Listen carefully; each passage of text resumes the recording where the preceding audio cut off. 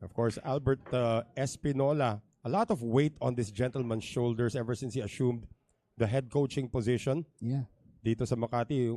Originally, captain lamang etong si Albert Espinola and Papa Shark. Yun na nga, pero ano pa rin siya.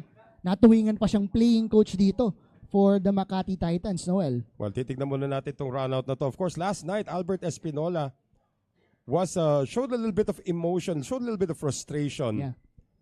In the King of the Hill, particularly rack number 12 when Anton Raga was cleaning things up. Yeah.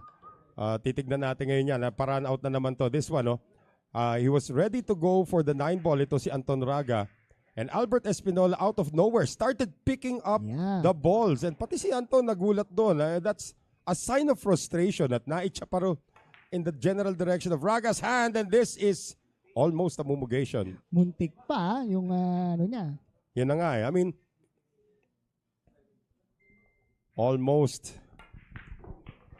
got yun na nga, yung frustration starting to set in. Makati actually won their initial series, Doc Nicky.